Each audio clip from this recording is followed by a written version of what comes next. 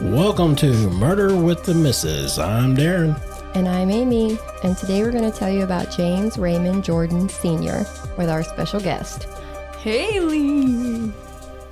Don't forget to check us out on Spotify, Apple Podcasts, YouTube, Podbean, and Facebook. Like, share, subscribe.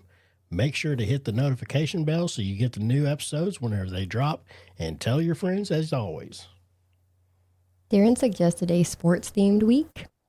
Yep. I originally researched this case for Father's Day, but we were unable to record at that time, so it's just been sitting here waiting for us. Some may not know the name, but many people do. He helped raise, mold, and create one of the most famous... And if you don't know this name... Oh my God. Where have you been your whole life? Under a rock. Because there's people wearing clothes. Yes. Shoes. Wearing his shoes. Yes. And they want to be like him. Sick as They hell. do want to be like Mike. Anyway, good. In case you haven't caught on to who this is, Michael Jordan, who I believe is the GOAT. Oh. Some people want to say LeBron. Yeah. But we're not. No. That was very embarrassing for me. It's like the king of flop. The GOAT. Why is that embarrassing for you? You're my mother. So he can't be the GOAT because I'm your mom? No. God, no. But Never. anyway, I can say it. this is not directly a murder deal about Michael Jordan. No, this is his dad. No, we It's just about get his so dad. excited. Yeah, like I said, he helped raise, mold, and create Yes. Michael Jordan. You know, back when this happened, this was a, like, why type story. Yeah, and you'll see why. Yeah. So James was born to sharecroppers in North Carolina. He was in the Air Force and he married his high school sweetheart, Dolores. They would go on to have 5 kids, 3 boys and 2 girls, with Michael being the youngest son. James really liked basketball. He was pretty good at it growing up and almost went pro. So he and Dolores decided to get the kids involved in sports to teach them about life. James did have a little history with the law. As a youngster, he was charged with burglary, and as an adult, fraud. He was involved in a $7,000 kickback scheme when he was working at GE. And we're just giving you a history. We are not bashing anyone, so don't get riled. You're going to hear about this kind of stuff if you look into this case. So we didn't want to portray this, person who'd never had anything happen. I mean, he'd been through some things, but who hasn't? By all accounts, he was a great dad. One of Michael's biggest fans. They were very close. James was always there with Michael. Always. Very close. Michael had some trouble as well, being accused of gambling. In 1992, he testified in a trial against a drug dealer named Slim as to why Slim had a check from Michael for $50,000. Michael originally said it was a business loan, but under oath, he admitted it was to pay a gambling debt after a weekend of gambling. Then, in May of 1993, Michael is on video going into an Atlantic City casino, unfortunately, during Game 2 of the Eastern Conference Finals. Since players are not allowed to bet on basketball, he was investigated. James said it was his idea to go to the casino, and it wasn't to gamble on basketball. This would spark a conspiracy theory in this case, but that didn't last long. Yeah. So we're going to talk about bad stuff now. On August 5th, police got a tip about an abandoned car in Fayetteville, North Carolina, a red Lexus SC400. The speakers and wheels were gone. All of the windows were smashed. Now, this is not a cheap car. It was around $50,000 back then. Police processed the car and run the VIN number, which comes back as being purchased from a dealership in Chicago, Illinois, by Michael Jordan. The Highway Patrol contacted the dealership and requested Michael's contact info. Okay, like nobody's ever tried that before. Really? The dealership would not give it to them. Good job. Which is kind of a good thing, since during this time, Michael was everywhere. I wouldn't put it past some rando to try everything under the sun to get his information. But the dealership did contact Michael's security team, and this is when the pieces start to come together. James had not been reported missing. He did miss a golf tournament that he was supposed to meet Michael at, and Michael's private security team started looking into it. He also missed his 57th birthday, but he was a grown man who's allowed to come and go as he pleased. But now that his car has been found in the state that it was in, they filed a missing persons report. A pathologist in South Carolina saw on the news that James was missing, and so he called in. It seemed that on August 3rd, 1993, a fisherman was in a part of McCall, South Carolina, referred to by the locals as Cocaine Alley. He was at a bridge on Gum Swamp and noticed something in the water. As he got closer, he saw it was a body on the edge of the swamp, half out of the water and draped on a tree limb. Keep in mind that this is August in South Carolina, so the temperatures are high. The body had advanced decomposition, so identification was impossible. The clothes he was wearing smelled so bad that they were bagged and buried. They did a quick autopsy the next day because they had a lack of space, and the body was cremated. They did keep the lower jaw and hands preserved to help identify in the future. Yeah. I didn't understand that since they did see that he died of a .38 caliber gunshot wound to the upper right of his chest. Not a typical suicide, so it would have been treated like a homicide right off the bat, I would think. And I would think that it would take priority to preserve and keep the body if possible. But maybe there wasn't any more information they could get from the body, so at least they kept the parts that could identify him. But they were able to test the fingerprints and dental records from the jaw to James and confirm that John Doe was in fact Michael Jordan's dad, James Jordan. Well, why would they bury the fucking clothes? I mean, I understand they stink or whatever, but I mean, that's what he was wearing. So that somebody would have known, hey, this is what he was last seen He in was this. last seen in this, you know? Right. But Your guess is good as mine. it's tough to know that he was cremated before they even knew he was missing. Yeah, so by the time they realize who this is, his body is gone. Yeah. Oh my goodness. Yeah. They wasted no time. No time. None at all. They said they were full. They were at capacity. And just to answer the question, while I mentioned the body was found in South Carolina and his car was found in North Carolina, the locations were actually only about an hour drive from one another, so it really wasn't that far. And let's find out how we got here. James had last been seen in Wilmington at a funeral of a former co-worker on July 22nd. He and several others went to the widow's house after the service for dinner and drinks. He left just after midnight to head home. He was supposed to catch a flight to Chicago the next day, the 23rd, to meet Michael for the golf tournament that he would be putting on. So no one had seen him since he left the widow's house that night. Police look into the car. They tracked down 4 guys who had been selling car parts. They said the car was dropped off to them by 2 18-year-old kids named Daniel Andre Green and Larry Martin Delmery. They said that once they realized there were golf clubs with Michael Jordan's name on them and a bunch of newspaper clippings of the Chicago Bulls and of Michael in the car, that they told them boys to get it out of there. Daniel's mom did verify with the police that Daniel had the car, so he is brought in. Daniel had just gotten out of prison on assault. At first, he tells police that he was walking and a man named Rick was driving the car and offered him a ride. He had never met Rick before. Police brought Larry in, who told them the same story about Rick. So they started doing what cops do to freak people out. They started telling Daniel that Larry was telling on him and telling Larry the opposite.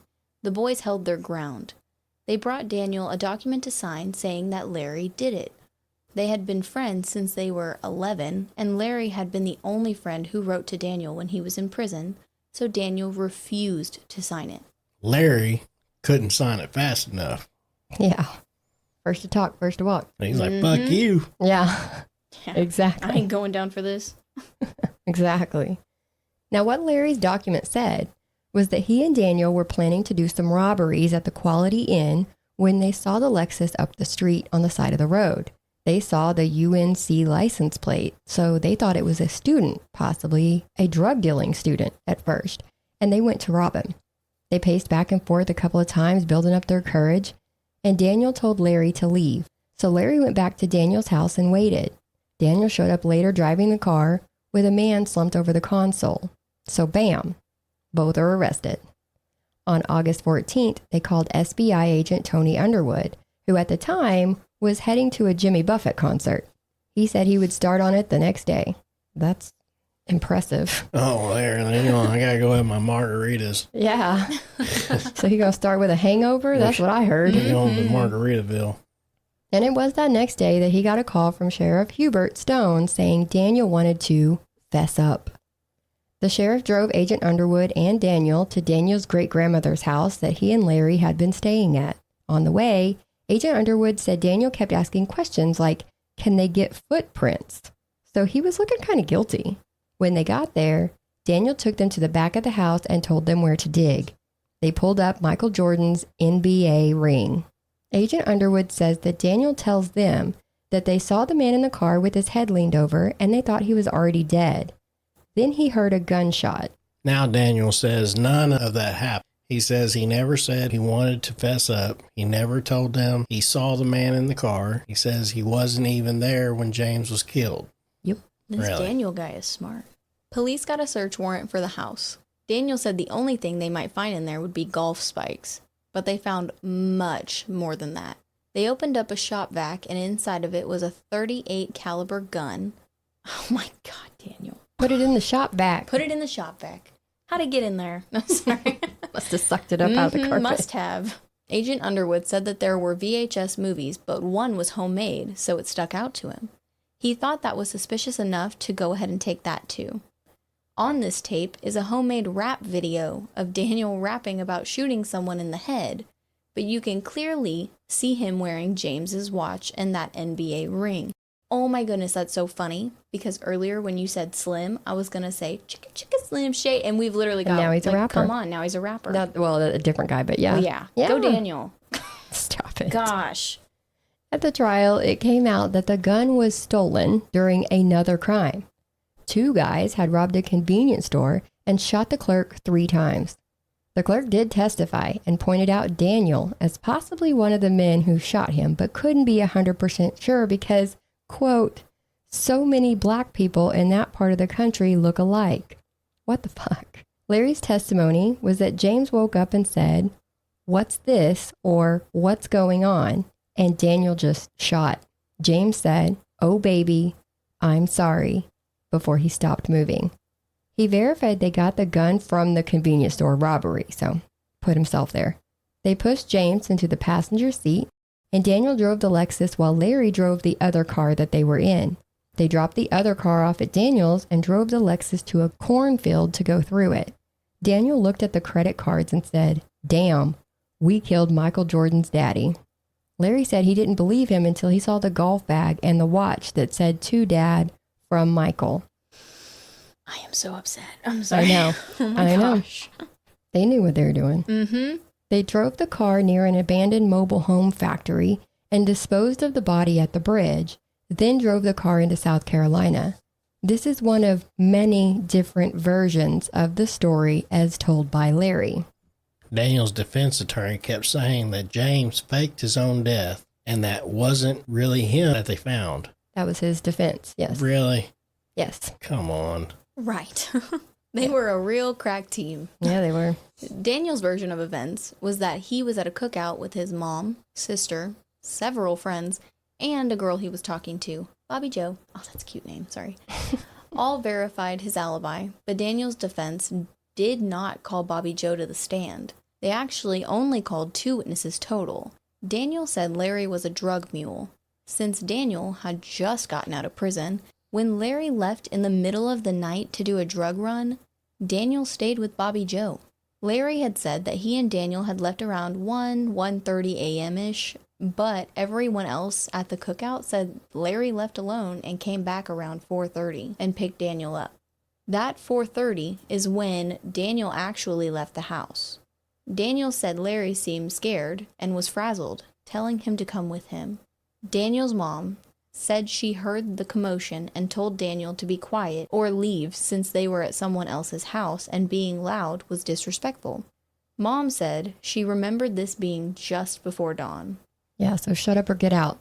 Mm-hmm. You don't come In or to out, somebody's pick house. one. Yeah.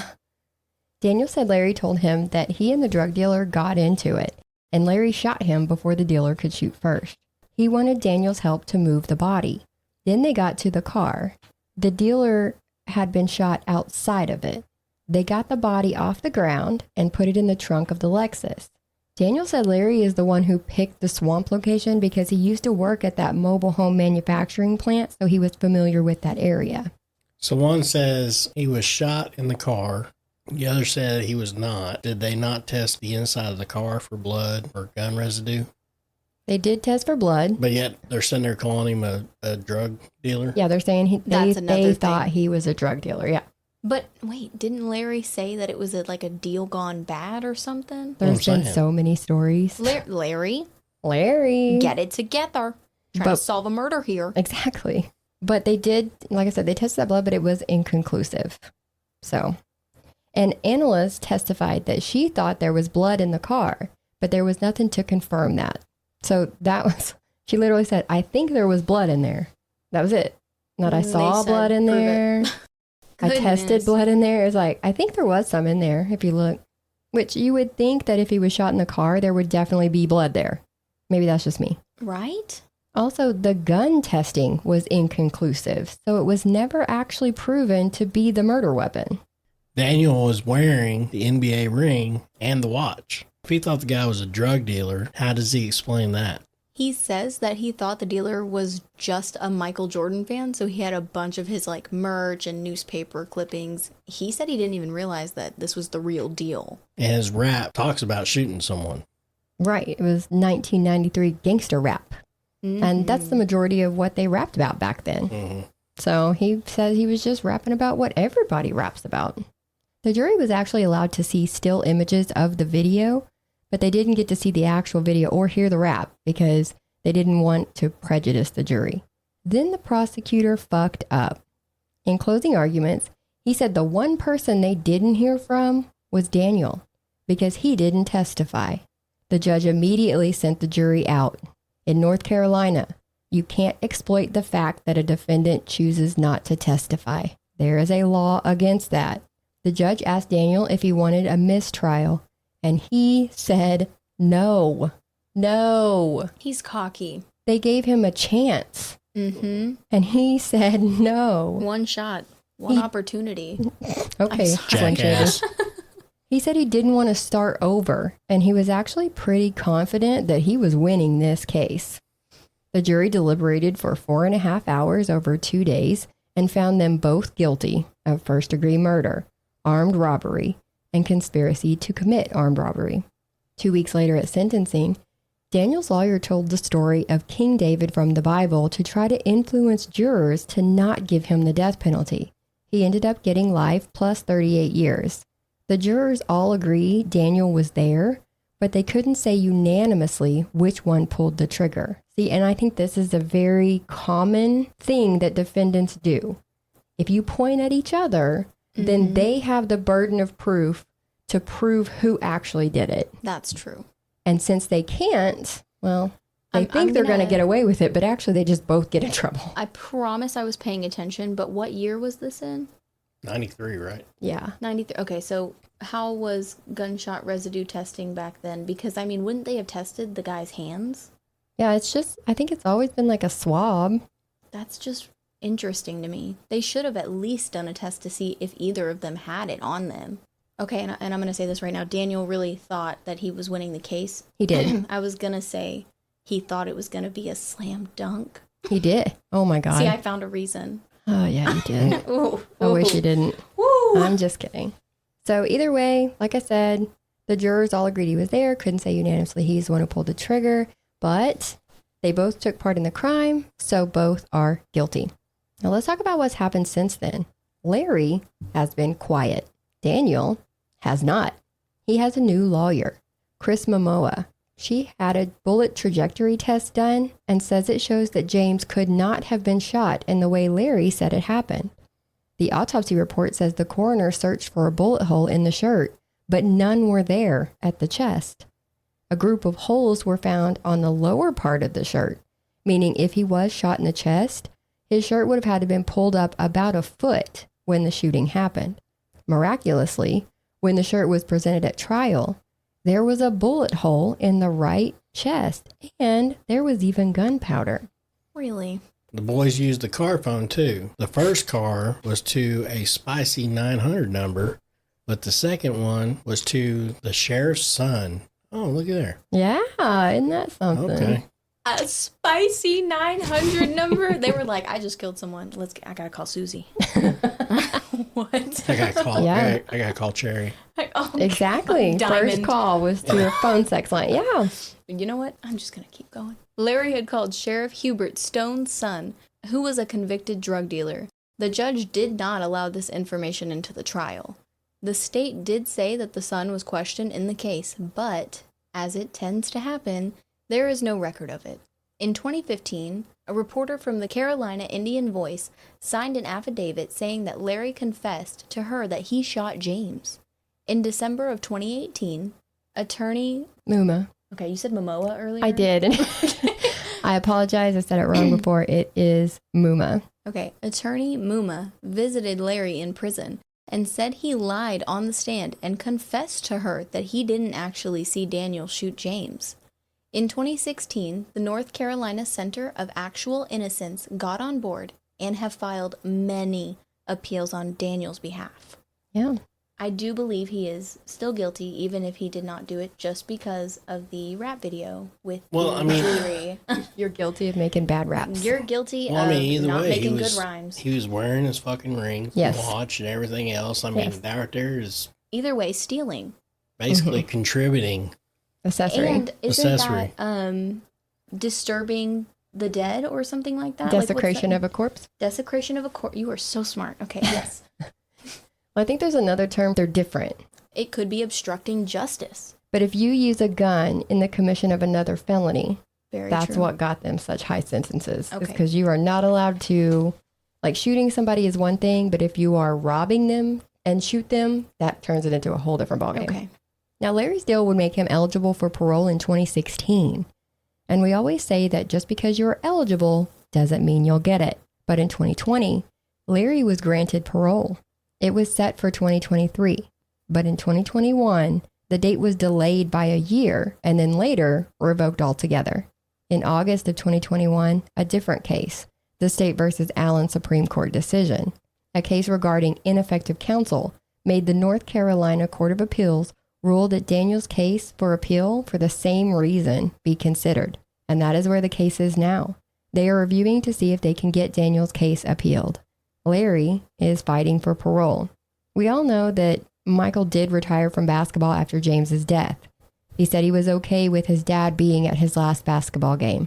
He went over to try out baseball. Yeah, I mean, you know, he kind of went through a lot of things during that time. He was probably trying to find himself after his dad being killed. Well, Yeah. his dad had actually originally wanted him to play baseball. Oh, okay. And so he actually went over to baseball in honor of his dad. Yeah. Oh, well, that's yeah, beautiful. he tried it out. And we all know how that went. Oh, yeah. Back to basketball, back to retirement. Still the GOAT. I'll say it again. Gosh. A mother of two, everyone. And you can't think about basketball without Michael Jordan. No. I mean, you see his shoes, you see his clothing. Everything. And I mean, even, you know, back whenever they made the Jordans, the owner of Nike thought that Air Jordan was like the stupidest name and it Right. would never take off. Oh, Right. yeah. Oh, yeah. And the guy that came up with it, you know, that actually pitched it, Mhm. basically is just like, no, this is going to be big. And Michael Jordan, you know, he liked it. And Of course. basically that was his own line. And that's what drawed them into Nike. Okay. Oh, yeah, I know things. He does. I know things. Darren is big on history and stuff. Because Reebok was after him, Adidas was after him. Of But, course. but none of them was like, this is your line. Right. Yeah. This is only you. They kind of probably Yeah. just wanted him to be a spokesperson, huh? Yep. We just want your face. We just Basically, want you that's to what it say we is. rock. Exactly. Basically, that's what it was. You know, all of them was like, well, we'll do a percentage of the sales go back to you and all this other stuff. And they was basically like, this is yours. They didn't realize he was a businessman. Yeah. And- Reebok was and like, I need you to get on a commercial and be like, you won't and pass actually, on me. and be honest, to be honest, Let's do it. it wasn't Michael that was the It businessman. was his daddy. It was his mama. Oh. I'm about to talk about his mama. It was his mama that was Or the businesswoman. Haley's about to talk about his mama. Yeah. Yes, I agree with that. Now, daddy had some part in it. Oh, yeah, But no. I do agree. Mama is the powerhouse. But Mama was the one that basically was like, if you move us with your deal, Mhm. then you'll get your meeting with Michael. Ooh. So they had to Dolores. basically they had to woo her Yeah. and the dad in order just to get time with That him. reminds me of The Blind Side, where they had to promise the little boy a bunch of stuff. Yes, it's the same thing. You want him, you got to go through me. Oh, yeah. Okay. Now, I like that. Michael Jordan, iconic. Still iconic. Yes. And Dolores, at this time, she co-founded the Michael Jordan Foundation, the James R. Jordan Boys and Girls Club, and Family Life Center, and the James R. Jordan Foundation, which helps underprivileged youth. She also won the Clinton Global Initiative Award in 2005, according to People magazine, for her work expanding healthcare services in Kenya. She also built a wellness center there. So she's a badass too. Oh, yeah. Mm-hmm. Absolutely. 100%. Behind every strong man, right? Yeah. I agree. Now, on Father's Day, 1996, Michael helped his team win the NBA Finals. In a locker room interview, he said, "I can't even put it in words. On Father's Day, what it means to me. I know he's watching. To my wife, to my kids, to my mother, to my brothers and sisters. This is for Daddy." Yep. I got a little goosebumps. Oh, yeah. That was it for this one, guys. Make sure you guys tell all your friends, tell everybody you know. We need subscribers. If you guys like it, share it. We'll see you guys next time. Bye. Okay, bye.